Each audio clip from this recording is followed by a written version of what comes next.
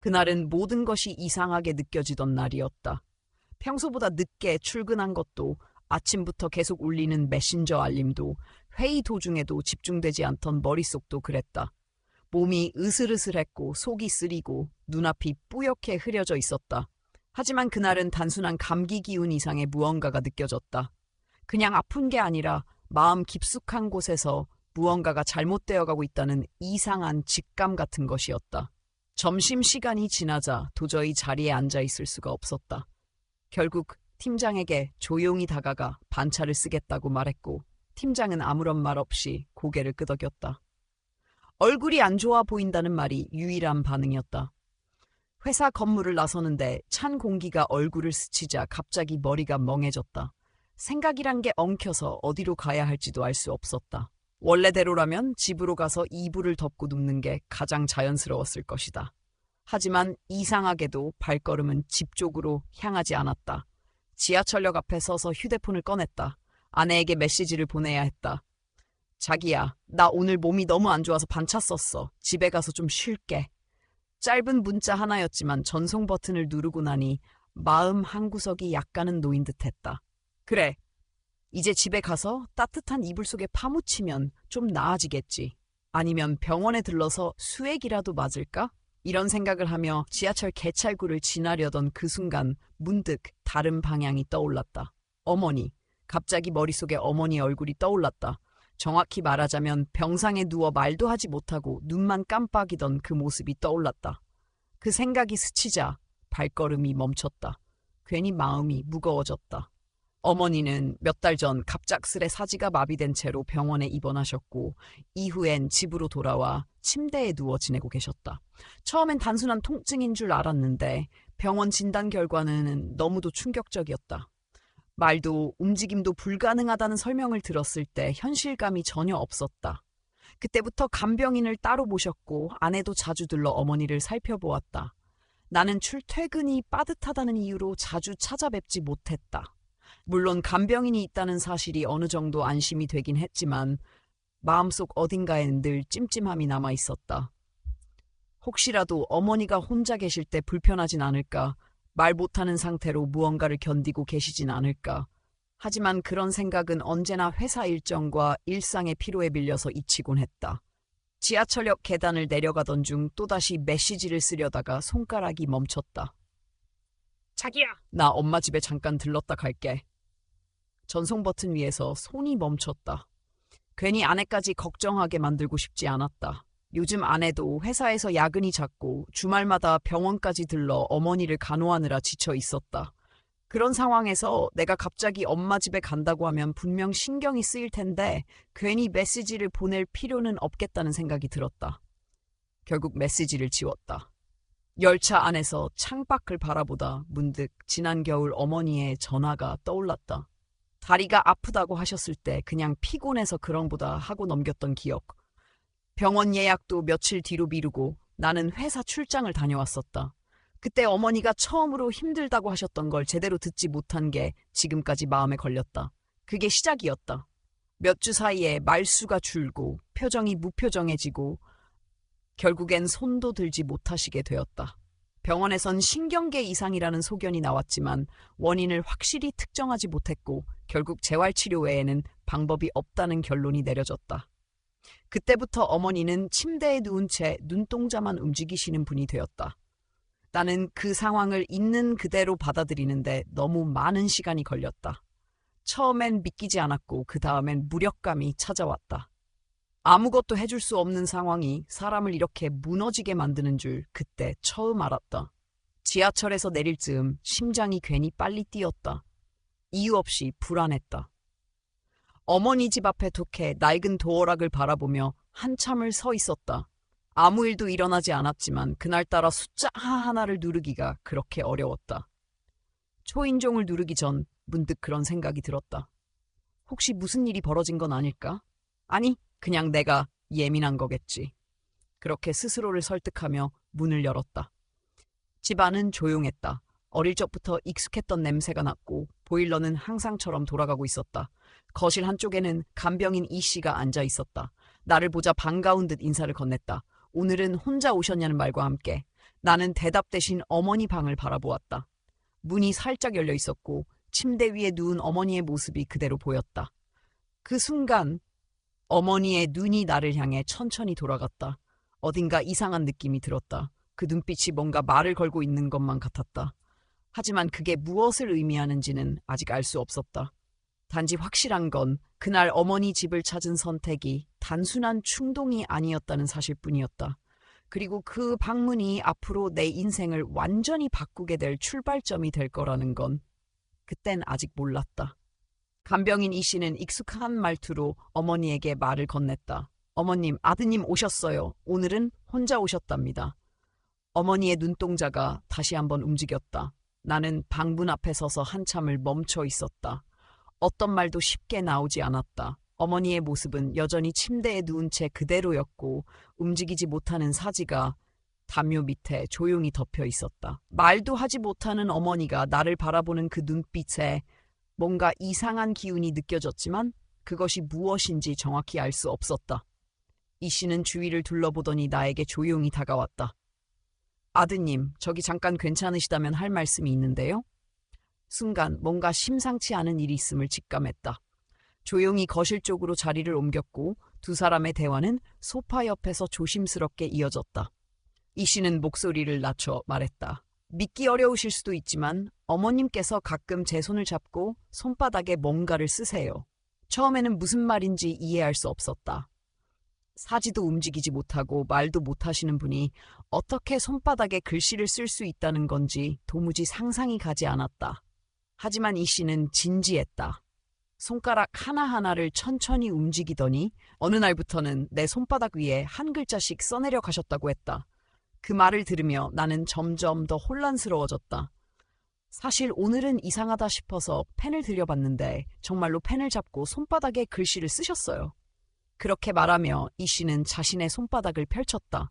놀랍게도 거기에는 볼펜 자국이 선명하게 남아있었다.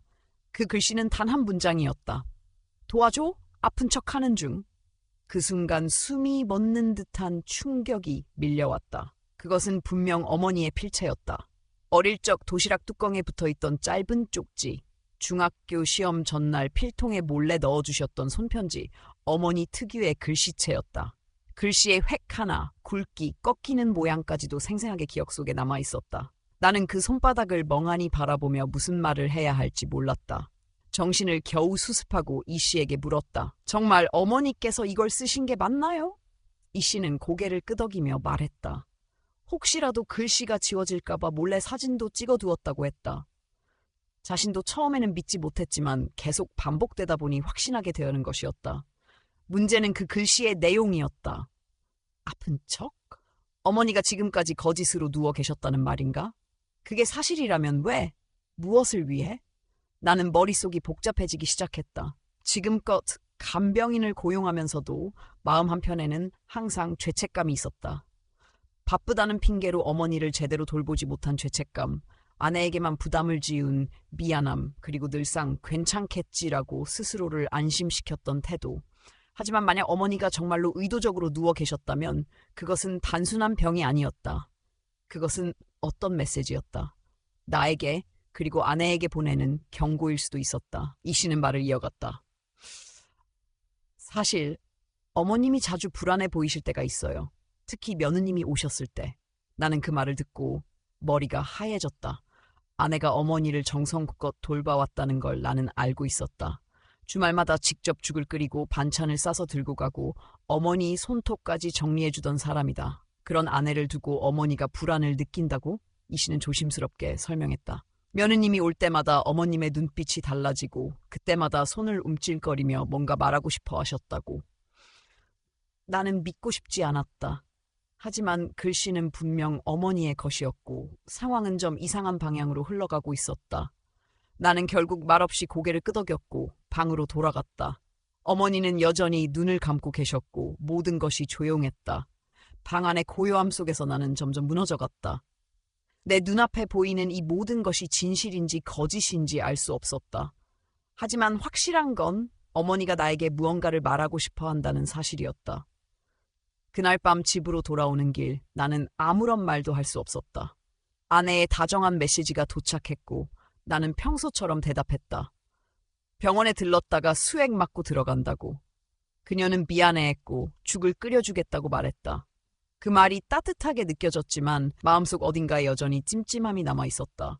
혹시 진짜로 뭔가 숨기고 있는 건 아닐까? 나는 어머니의 눈빛을 떠올렸다. 그 눈빛은 단순한 병자의 눈빛이 아니었다. 그 안에는 공포와 절박함이 있었다. 그날 이후 나는 더 이상 예전의 나로 돌아갈 수 없었다. 모든 것을 파헤쳐야 했다. 진실이 무엇이든 간에 나는 그 실체를 확인해야만 했다. 그리고 그 순간부터 내 일상은 조용히 무너져 내리기 시작했다. 며칠 동안 나는 거의 잠을 이루지 못했다. 회사에서는 멍한 상태로 시간을 보내기 일쑤였고 집에 돌아와도 마음이 편치 않았다. 아내는 예전처럼 다정했고 평소와 다를 바 없는 일상을 보였지만 나는 점점 그녀의 말투와 행동 하나하나를 곱씹게 되었다. 어머니가 불안을 느낀다는 말이 머릿속을 떠나지 않았다. 누군가를 의심하면서도 직접 묻지 못하는 불편함은 생각보다 오래 지속되었고 결국 결심하게 되었다. 무언가 확인하지 않으면 나 자신이 무너질 것 같았다. 나는 온라인으로 소형 CCTV를 주문했다. 크기가 작고 음성도 녹음되는 모델이었. 설정은 휴대폰 앱으로 확인할 수 있었고 설치도 비교적 간단했다. 이 모든 행동이 비정상적인 것임을 알고 있었지만 그보다 더 두려운 건 아무것도 하지 않는 것이었다. 며칠 후 아내가 회사 일정으로 늦는다고 말한 날을 택해 어머니 집을 찾았다. 평소처럼 간병인 이 씨는 부엌에서 무언가를 준비하고 있었고 나는 인사를 나눈 뒤 조용히 안방으로 들어갔다. 카메라는 책장 한 구석 장식품 뒤에 숨겼다. 외부에서는 거의 보이지 않을 정도로 자연스럽게 설치되었고 휴대폰으로 화질과 음성도 실시간 확인이 가능했다. 마지막으로 작동 상태를 점검한 뒤 나는 방에서 조용히 나와 간병인에게 인사를 하고 집으로 돌아왔다. 그날 밤 침대에 누워 한참을 화면만 바라보았다. 카메라 속 어머니는 그대로 누워 계셨고 방은 고요했다. 아무 일도 일어나지 않았지만 그 침묵 속에서 왠지 모르게 긴장이 감돌았다. 다음 날은 토요일이었다. 아침 8시쯤 부엌에서 들려오는 조리도구 소리에 잠에서 깼다. 아내는 평소처럼 부지런히 움직였고 나는 아무렇지 않은 척 식탁에 앉아 커피를 마셨다. 그녀는 주말이니 어머님을 뵙고 오겠다고 했다. 평일에는 자주 가지 못하니 마음에 걸린다고 했다. 나는 고개를 끄덕이며 회사에 잠깐 들러야 할 일이 있다고 둘러댔다. 함께 나선 길, 나는 일부러 그녀를 먼저 보내고 일정한 간격을 두고 뒤따라갔다. 아내는 근처 마트에 들러 장을 봤다. 과일 코너에서 신중하게 사과를 고르고 바나나와 포도, 감자, 브로콜리, 닭가슴살 등을 담았다. 모두 어머니가 평소에 좋아하시던 식재료였다. 그 모습은 너무도 자연스러웠고 아무런 위화감이 없었다. 마치 카메라 속 간병인이 했던 말들이 모두 거짓인 듯한 착각이 들 정도였다. 하지만 나는 여전히 확신할 수 없었다. 모든 게 너무 완벽해서 오히려 더 의심스러웠다. 장을 마친 아내는 어머니 집으로 향했고 나는 더 멀리서 따라갔다. 그녀가 대문을 열고 들어가는 모습까지 확인한 뒤 근처 골목에 차를 세우고 휴대폰을 꺼냈다. CCTV 앱을 켜고 실시간 화면을 연결했다. 방 안은 여전히 조용했고 어머니는 침대 위에 누워 계셨다. 간병인은 방 안에 없었다. 어머니는 문 쪽을 응시하며 가만히 계셨고 눈동자 사이로 미세한 떨림이 감지되었다. 잠시 후 간병인이 방에 들어왔다. 그녀는 어머니 옆에 앉아 팔을 만져보고 상태를 확인하는 듯했다. 그리고는 부드럽게 말을 건넸다. 어머님 면회 오셨어요? 걱정 마시고 편히 계세요. 익숙한 목소리였다. 그 다음에는 아내가 등장했다. 부엌에서 장 본 것을 정리한 뒤 방으로 들어와 인사를 건넸다. 어머님, 저 왔어요. 오늘은 사과랑 바나나 준비했어요. 부드럽게 드실 수 있게 잘 가드릴게요. 그녀는 평소처럼 웃으며 어머니에게 말을 걸었고 카메라 속 모습에는 아무런 어색함도 없었다. 오히려 따뜻하고 정성스럽기까지 했다. 그녀는 물수건으로 어머니의 얼굴과 팔다리를 닦아주었고 머리도 정돈해 주었다. 모든 손길이 조심스럽고 자연스러웠다. 그 모습을 보며 나는 차 안에서 복잡한 감정을 느꼈다. 이게 모두 연기라면 세상에 믿을 수 있는 게 무엇이란 말인가. 그녀는 이후 어머니에게 미음을 떠먹여 드렸고 손톱과 발톱을 정리해 주었다. 어머니가 조용히 눈을 감자 이불을 덮어주고 천천히 방을 나왔다. 부엌에서는 반찬을 정리하고 새로 만든 반찬들을 냉장고에 넣는 모습까지 확인되었다. 마지막에는 간병인에게 식사 잘 챙기시라며 인사를 하고 오후에 비 올 테니 창문 꼭 닫으시라는 말까지 전했다. 그리고는 조용히 문을 닫고 나갔다. 카메라 화면에는 다시 조용해진 방이 비춰졌다.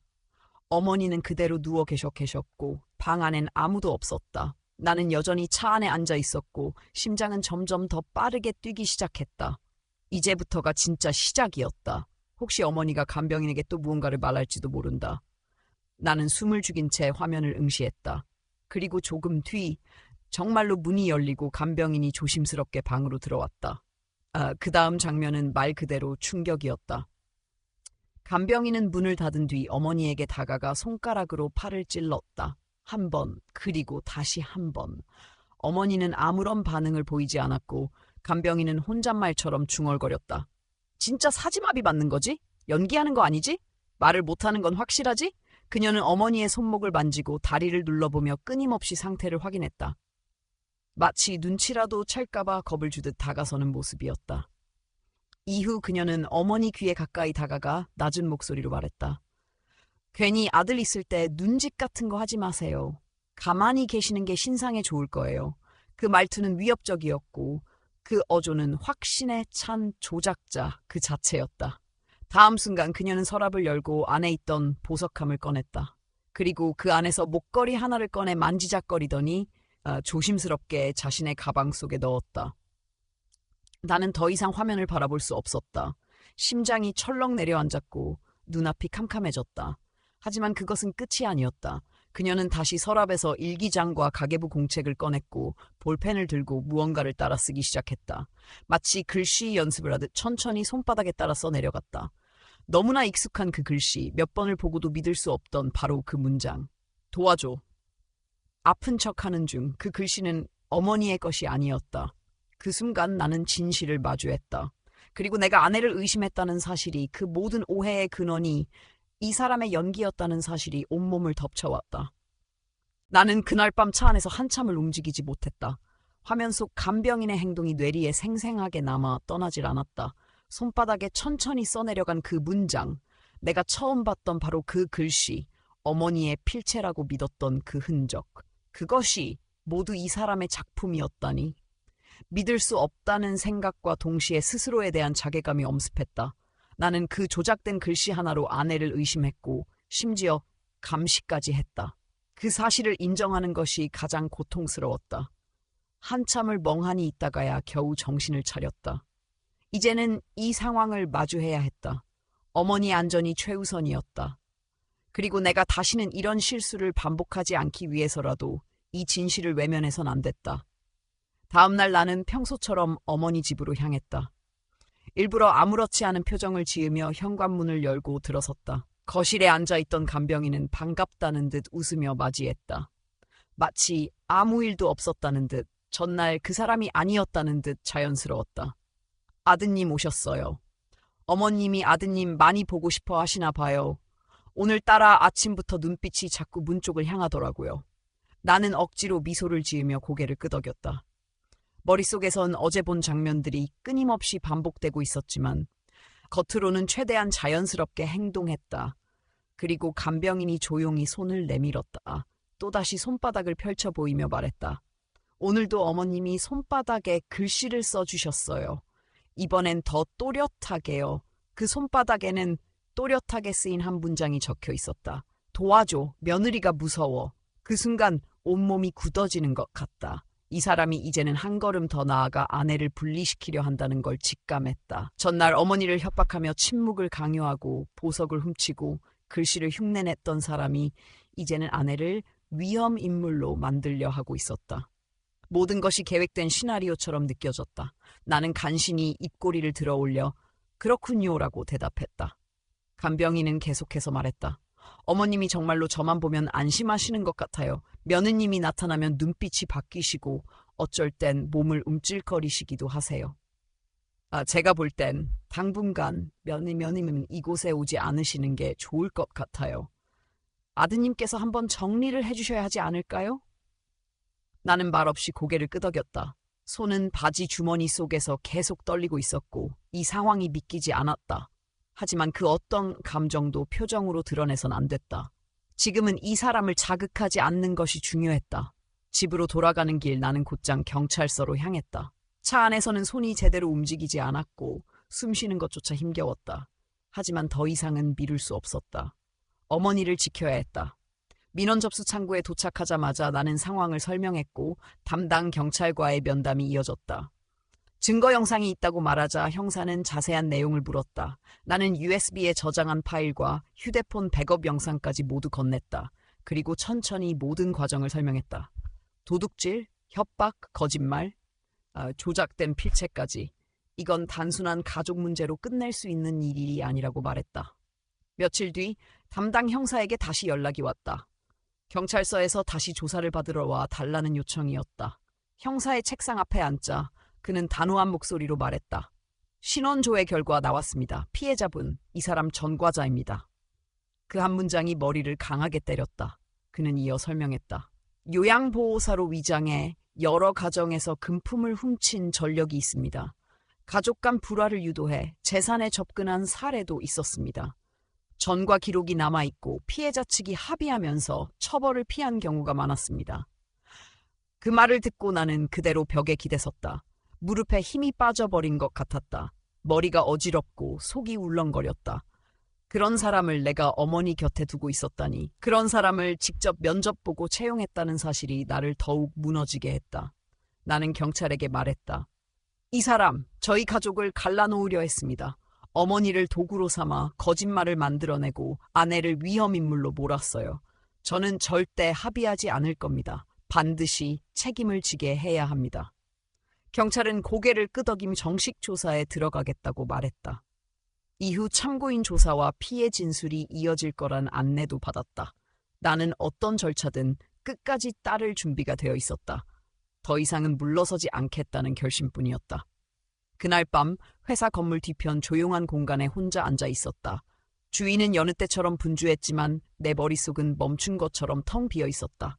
다시 휴대폰을 꺼내 영상들을 재생했다. 어머니를 찌르던 그 손길, 귀에 속삭이던 목소리, 손바닥에 필체를 따라 쓰던 장면.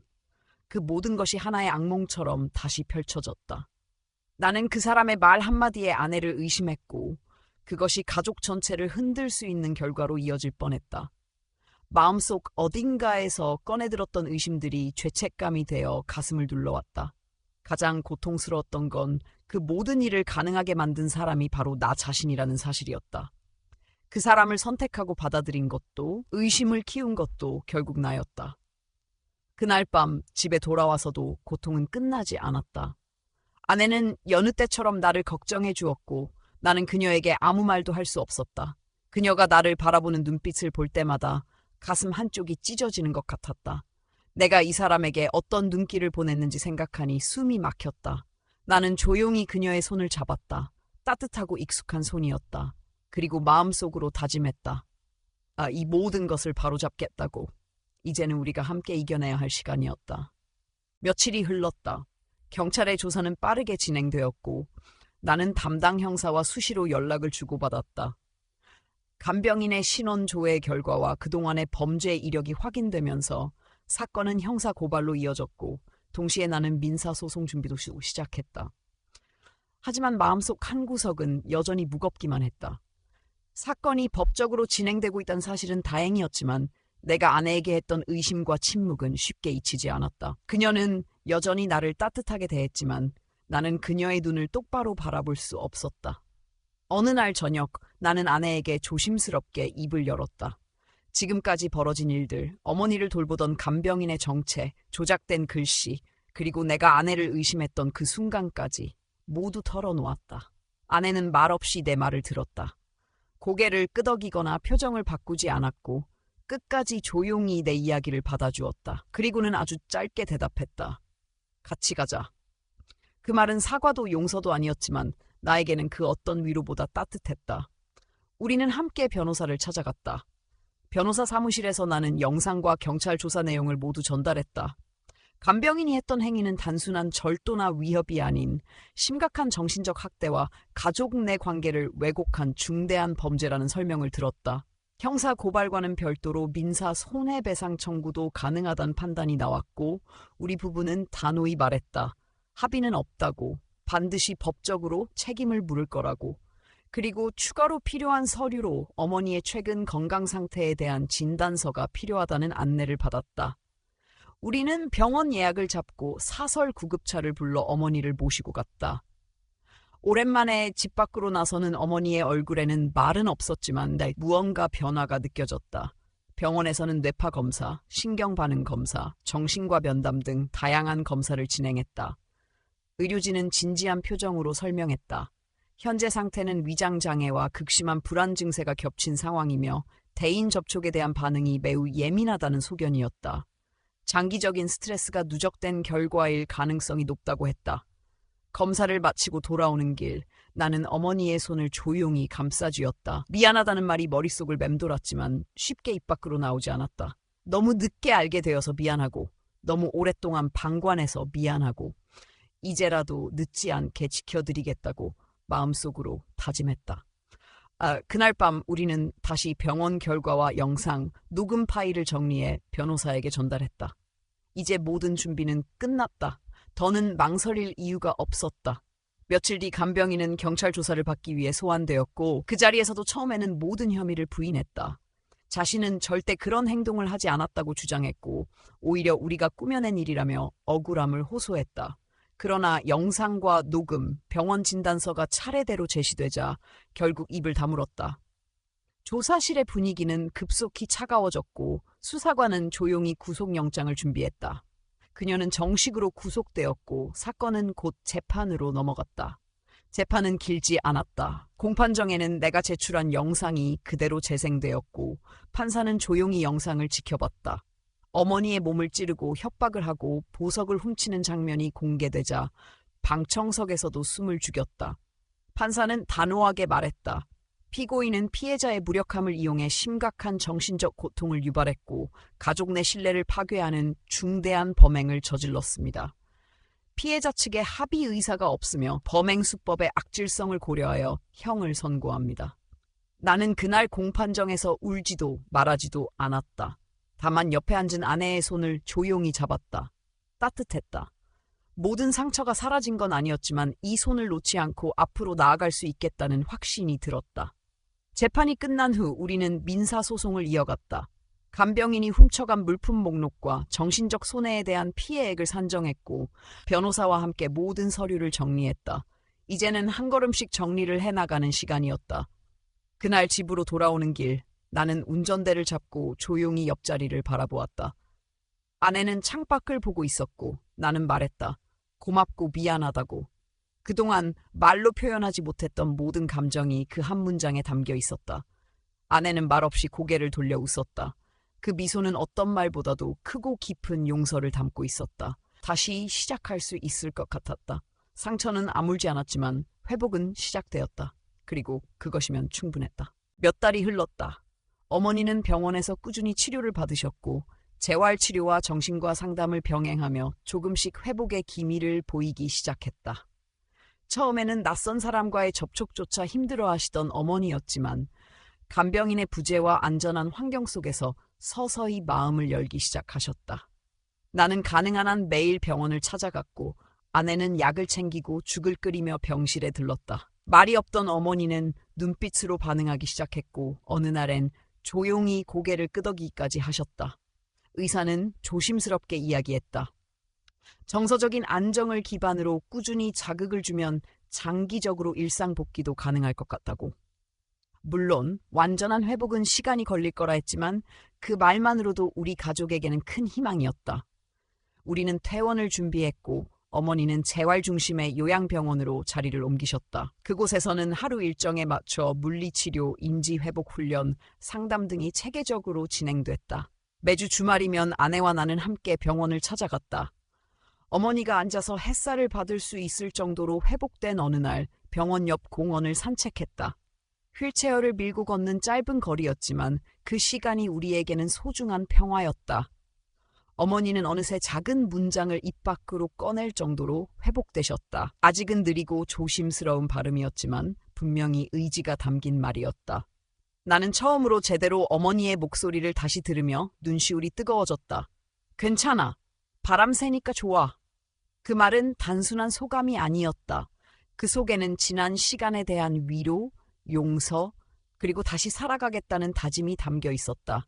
아내는 옆에서 말없이 어머니의 무릎 위에 담요를 얹어주었고 어머니는 그런 아내를 천천히 바라보셨다. 나는 그 두 사람의 시선이 마주치는 순간 오래도록 풀리지 않던 매듭이 조금씩 풀리는 것을 느꼈다. 더는 어떤 설명도 필요하지 않았다. 서로의 마음이 닿기 시작한 것만으로 충분했다. 그날 저녁, 우리는 함께 저녁을 먹었다. 병원 근처 작은 식당에서 조용히 식사를 하며 아내가 말했다. 여보, 나 이거 당신한테 꼭 주고 싶었어. 그녀는 조그만 상자를 내밀었다. 열어보니 은으로 된 단출한 팔찌였다. 특별한 장식도 없는 그 팔찌를 나는 한참 바라보다가 물었다. 왜 이걸 나한테? 아내는 말했다. 그동안 당신이 얼마나 마음 아팠는지 알 것 같아서. 그리고 내가 고맙고 미안해서. 나는 말을 하지 않았다. 그저 고개를 끄덕였고 그 순간 우리의 눈빛이 조용히 마주쳤다. 며칠 후 집 거실 벽에 가족 사진을 하나 걸었다. 그날 공원에서 찍은 사진이었다. 어머니는 휠체어에 앉아 계셨고 아내는 옆에서 웃고 있었다. 나는 어머니 뒤에서 어깨에 손을 얹고 있었다. 사진 속에 우리는 자연스러운 웃음을 지었고 그 미소는 거짓이 아니었다. 오랜 상처가 모두 사라진 것은 아니었지만 그 사진만큼은 우리 가족이 다시 회복하고 있다는 증거였다. 어머니가 건강을 되찾아가고 있다는 사실, 아내가 여전히 변함없이 옆에 있다는 사실, 그리고 내가 이제는 무너지지 않고 책임을 지고 있다는 사실. 그 모든 게 지금 우리 가족의 일상이었다. 나는 가끔씩 그 사진을 멍하니 바라보며 생각했다.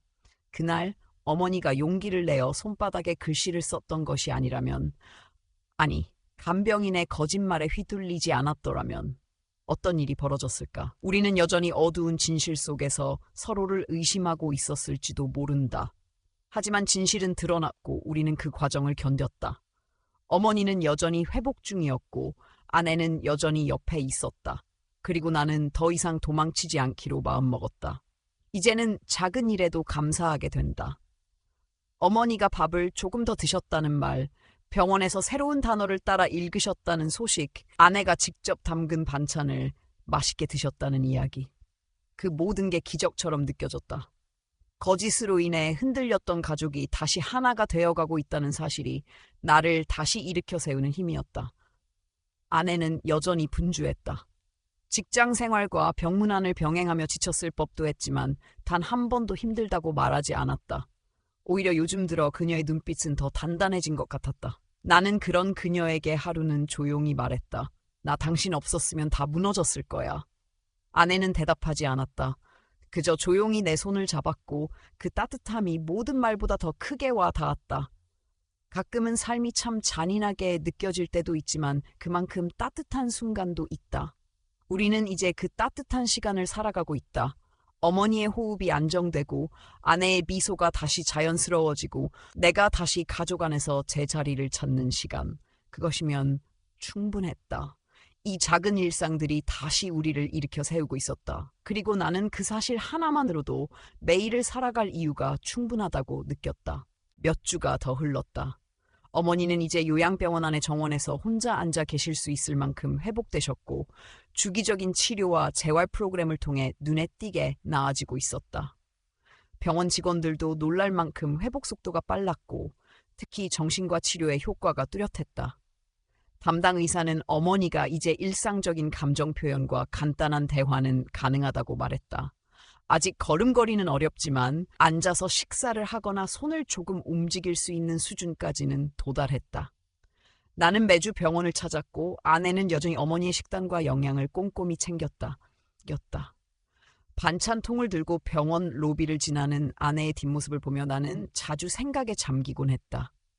내가 얼마나 큰 실수를 했는지, 그 실수가 어떤 고통을 만들었는지, 그리고 그런 나를 용서하고 함께 해준 사람이 있다는 게 얼마나 큰 은혜인지.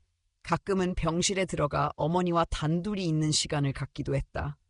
그럴 때면 어머니는 조용히 내 손을 잡거나 입술을 가늘게 움직이며 무언가 말하려 하셨다.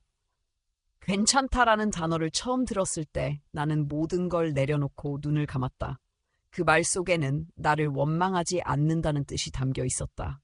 내 판단의 오류와 방관, 불신과 침묵, 그 모든 것을 어머니는 이해하고 있었고, 그럼에도 다시 함께 살아가자는 의지를 보여주신 것이었다. 나는 그 이후로 더 이상 과거를 붙잡지 않기로 했다. 앞으로 어떻게 살아갈지를 고민하기 시작했다. 어느 저녁 아내가 조용히 다가와 말했다. 여보, 우리 이제 어머니 모셔올 준비해야 하지 않을까? 처음엔 의아했다. 아직 병원에서는 퇴원을 권유하지 않았고 재활 과정도 한창 진행 중이었다. 하지만 아내는 말했다. 병원이 안정되긴 하지만 어머니가 가족 곁에 있을 때 더 많이 웃으시더라고. 어차피 요양보호사는 우리가 직접 고용하지 않을 거잖아. 우리가 하면 돼. 그 말에 나는 순간 아무 말도 할 수 없었다. 아내는 이미 모든 준비를 마쳐두고 있었다. 집안에 어머니가 생활하실 수 있도록 작은 방 하나를 개조하고 침대와 휠체어, 욕실 보조기구까지 모두 알아봤다고 했다. 내가 주저하는 사이 그녀는 벌써 어머니를 위한 공간을 마련해두고 있었던 것이다. 나는 말없이 고개를 끄덕였다. 이제는 내가 아내를 믿고 따라야 할 차례였다. 그 주말 우리는 다시 어머니 병원을 찾았다. 간단한 외출 허가를 받아 병원 근처 한강공원으로 갔다. 어머니는 휠체어에 앉아 잔잔한 물결을 바라보셨고 아내는 그 옆에서 샌드위치를 준비했다. 나는 사진을 찍었다. 바람이 선선하게 불던 그 오후, 셋이서 찍은 그 사진은 이후 우리 거실 중앙에 걸렸다. 웃음은 크지 않았지만 그 미소 속에는 모든 회복과 다짐이 담겨 있었다. 집으로 돌아와서는 어머니의 방을 마지막으로 정돈했다. 침대 옆에는 물건을 손쉽게 꺼낼 수 있도록 낮은 선반을 두었고 불빛은 어둡지 않게 간접등으로 조절했다. 냉장고 한쪽에는 어머니 전용 반찬이 따로 정리되어 있었고 안에는 수첩에 식단표까지 써넣었다. 그 정성 하나하나에 나는 고개를 숙일 수밖에 없었다. 말보다 행동이 강하다는 걸 나는 아내에게 배웠다. 며칠 후 어머니는 병원에서 퇴원하셨고 조용히 집으로 들어오셨다. 처음엔 조금 낯설어 하셨지만 시간이 지나자 안정을 되찾으셨다. 집안에 어머니의 존재가 다시 느껴지기 시작했고 공기가 달라졌다. 매일 저녁 아내는 어머니에게 식사를 드리고 약을 챙기며 하루의 이야기를 나누었다. 어머니는 여전히 말을 많이 하시진 않았지만 눈빛과 표정으로 모든 것을 표현하셨다. 나는 어느 날 밤 어머니의 방 앞에 서서 조용히 귀를 기울였다. 아내가 조용히 책을 읽어드리는 소리가 들렸다. 고요한 밤 그 목소리는 아주 낮고 부드러웠고 어머니는 응하고 대답하셨다.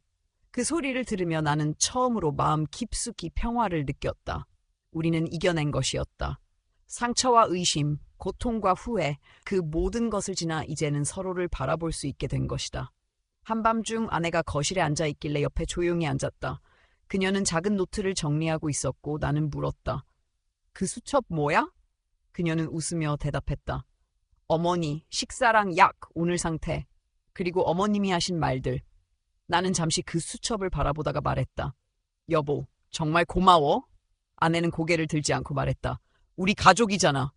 그 말에 나는 더는 아무 말도 할 수 없었다. 그날 밤 침대에 누워 천장을 바라보았다. 긴 시간이 흘렀고 많은 일이 있었다. 하지만 지금 우리는 여기 있었다. 어머니는 곁에 계셨고 아내는 나와 함께 있었다. 나는 다시 일어날 수 있었다. 이 모든 건 혼자가 아니었기에 가능했다. 그리고 나는 그 사실을 결코 잊지 않을 것이다. 이 평범한 밤이 얼마나 값진 것인지 이제는 누구보다도 잘 알고 있었기 때문이다. 시간은 조용히 흘렀다.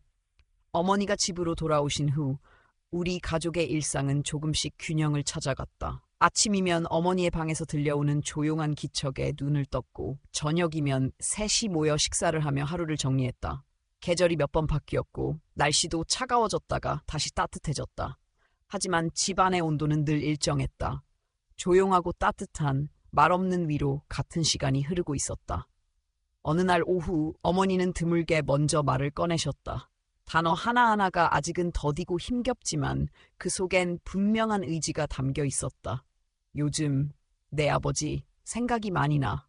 그 한마디에 나는 고개를 들었다. 아버지는 몇 년 전 지병으로 세상을 떠나셨다. 생전에 어머니와 사이가 각별하셨고 누구보다 서로를 배려하며 살아오셨던 분들이었다.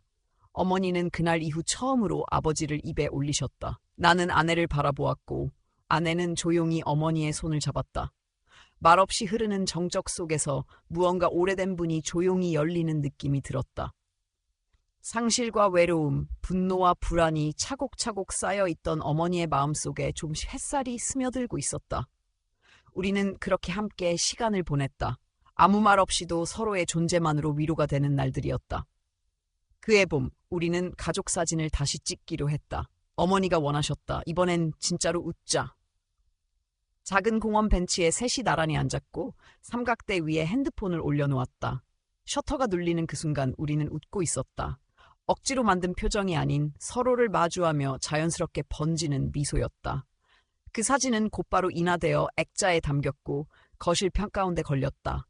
예전의 사진 옆자리였다. 두 사진이 나란히 걸린 벽을 바라보며 나는 생각했다. 우리 가족은 다시 이어졌다고. 그 이후로도 삶은 특별할 것 없는 날들의 연속이었다. 일상은 여전히 바빴고 피곤했고 가끔은 말없이 스치는 오해도 있었다. 하지만 그 안에서 우리는 서로를 잃지 않았다. 어머니는 이제 매일 짧은 산책을 하셨고 아내는 틈날 때마다 새로운 반찬을 연구했다. 나는 여전히 일과 병행하며 시간을 쪼개고 있었지만 마음만큼은 더 단단해져 있었다. 우리는 각자의 자리에서 최선을 다했고 그게 곧 우리 가족의 모양이 되었다. 가끔은 문득 지난 날을 떠올리곤 했다. 손바닥 위에 그 글씨, 누군가의 거짓말 하나가 모든 것을 무너뜨릴 뻔했던 순간들. 하지만 그 위기를 통해 우리는 서로를 더 깊이 알게 되었다. 누군가는 말했었다. 진실은 언젠가 반드시 드러난다. 나는 이제 그 말의 의미를 안다. 하지만 진실보다 더 소중한 건 진실을 마주한 이후에 우리가 어떤 선택을 하느냐는 것이다. 어느 날 밤 아내와 마루에 앉아 늦은 차를 마시며 창밖을 바라보았다. 봄비가 조용히 내리고 있었다. 나는 물었다. 이제는 괜찮아? 아내는 고개를 끄덕였다. 그리고 말했다. 우리 무너지지 않았잖아. 그걸로 됐지. 나는 그 말이 가슴 깊이 새겨졌다. 그래, 우리는 무너지지 않았다. 아니, 무너질 뻔했지만 서로를 붙잡았고 다시 일어섰다. 그게 진짜 가족이었다. 그 밤 나는 다시 거실 벽에 두 사진을 바라보았다. 하나는 과거, 하나는 현재. 그리고 그 사이에 흐르는 수많은 이야기들. 눈물도 있었고 오해도 있었고 위협과 두려움도 있었다. 하지만 결국 우리를 지켜낸 것은 아주 단순한 것이었다.